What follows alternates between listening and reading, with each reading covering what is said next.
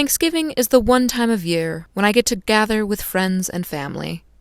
But this year, COVID restrictions mean I can't travel to visit them. It'll be my first Thanksgiving alone. What am I supposed to do? And more importantly, how am I supposed to get a turkey? Then I saw something that changed my life.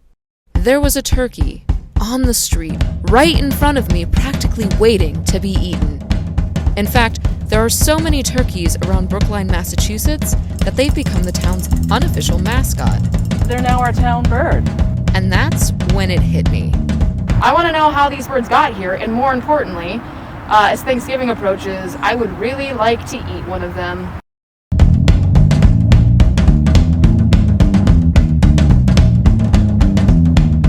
I assembled a team and we set about finding out as much as we could about the Brookline turkeys. First, we had to find them. So we asked if anybody else knew about the turkeys roaming around campus. Luckily, a lot of people did, and they had opinions. I have encountered the campus turkeys. I have quite a lot to say about them. They are terrorizing the community of Brookline and Alston. I have seen some people get on their bad side and get bit. I've seen a police officer get bit by the turkeys once. Police coming straight from the underground. I think they should be given, to the outstanding ones, like honorary degrees maybe. Ah! They're like, ah! They're very loud. What would be your preferred method of hunting the campus turkeys?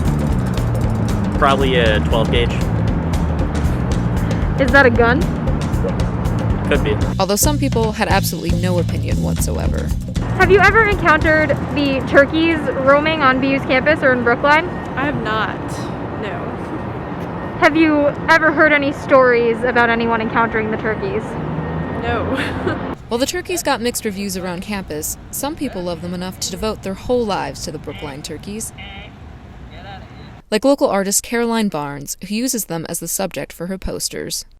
I love the geometry of reptiles and the geometry of birds and the coloring.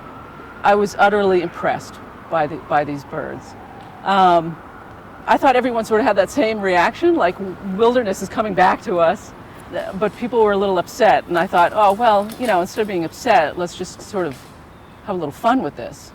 So when people were saying, oh, I'm being attacked by turkeys, I made a poster of what a true turkey attack would look like, and that was sort of fire-breathing Armageddon turkeys. That is a true turkey attack, not sort of turkeys eating behind you, giving you a stink eye. When things occur to me, or I hear conversations, or I read things in the news, I'm inspired to make a new poster based on that.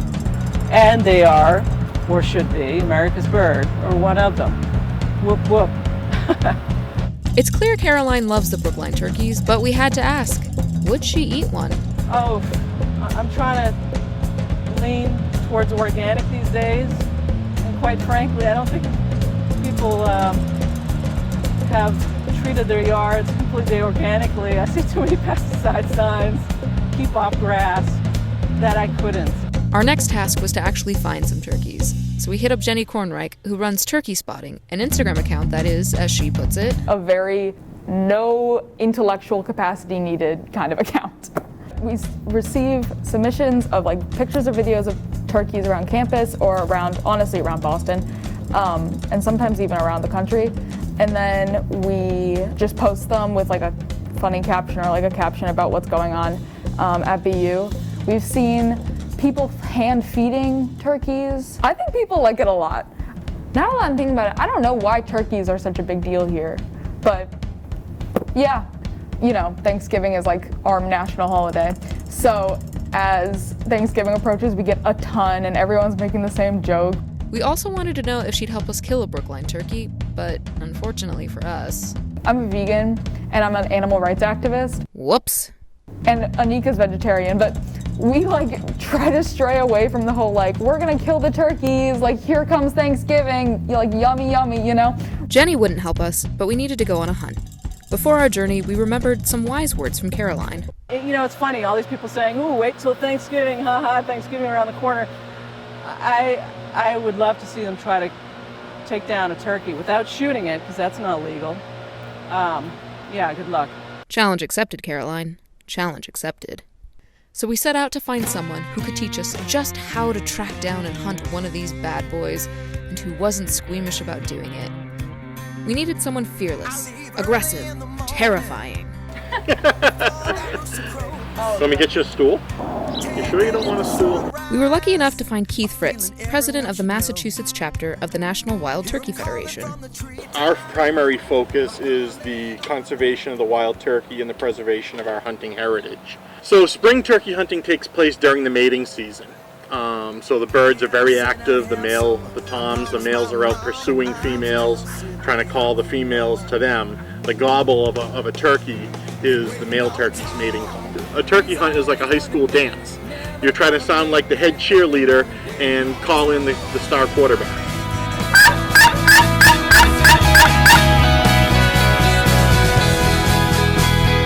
This is called a purr, and then you can cluck.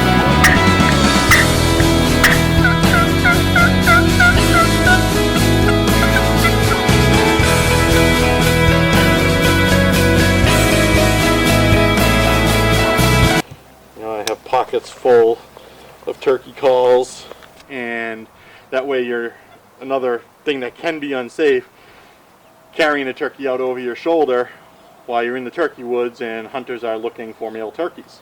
So you're carrying one over your back. So we tend to either take them off and put it inside the game bag area. Another safety consideration that turkey vests come with is an orange flags. So after you kill a turkey, you flip out your orange flag, so any other hunter is going to see that orange. And there's other ones here in the pockets that flip out too. A mature bird will have a long beard like this. An immature bird or a jake will have one that might only be an inch or two long. And if it gets broken off or injured, they'll just grow back. They grow pretty quickly. I'm still sitting here, we're still sitting here waiting on Tom. It's actually very difficult to control urban populations. Hunting is the primary mode of turkey control. You know, you can't discharge a firearm within 500 feet of a dwelling or within 150 feet of a roadway. I would say my biggest advice for existing with turkeys in urban areas is, you know, almost like with any animal, you have to show them who's boss. Happy Thanksgiving, buddy. Happy Thanksgiving. Get out of here. Keith also had some insight as to what a Brookline turkey would taste like. Their muscles are a little bit stringier, they're a little bit tougher. The breast meat on a wild turkey is going to be half the size and half the plumpness than it would be on a domestic bird, because domestic birds are bred to have, you know, breasts for Thanksgiving dinner. From Brookline, sure, they're probably sitting around fat and happy in somebody's backyard eating bird feeder seed and, you know, cracked corn and sunflower seeds off of somebody's backyard, and likely are not pursued like some of our more rural and suburban birds. But yeah, I'm an equal opportunity turkey eater. Sadly, when we asked if we were going on a hunt, Keith informed us that it is illegal to go hunting on a Sunday, which we really should have researched before driving 2 hours to his home. Tail feathers between our legs, we drove home. At the end of the day, we still learned a ton about the fowl who share our neighborhood. I love that they are an example of how wildlife can come back to their home and integrate into our world. And a lot of people don't think these fowl are foul at all. The turkey gets a bad rap for being kind of ugly and kind of slow and not as beautiful and majestic as the bald eagle. I'm steadfastly anti-turkey. But the wild turkey is much more adaptable. I mean, ultimately, they're resilient, they're strong, and they don't really care much what people think. It's an admirable trait. And the turkey is just so adaptable. You know, the wild turkey can live anywhere from the harshest landscape, obviously, to your turkeys that you're talking about in Brookline. Yeah, I had a baseball team ask me to make a logo with the town bird as their logo. I think there's a lot of pride in it now. I'm pro-turkey. Pro-living turkeys, yes. I'm definitely pro-turkey. It spices up your life. Absolutely pro-turkey. Pro-turkey. I would say in my life, I'm pro-turkey, but regarding these specific turkeys, I'm anti-turkey. Well, you can't win them all. We ended up hunting a turkey after all, even if it was at Whole Foods.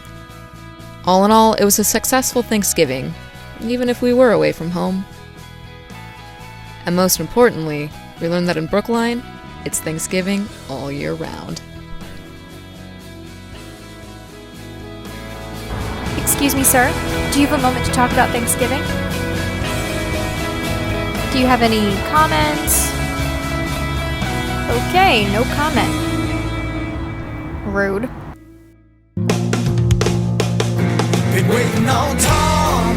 He's always running late. Never gonna make that early morning day. Waiting on Tom. I'm making every call. I can almost see him there hanging on the wall. I said I'd have supper. I promised my mom, but I'm still sitting here. I'm still sitting here. We're still sitting here waiting on Tom.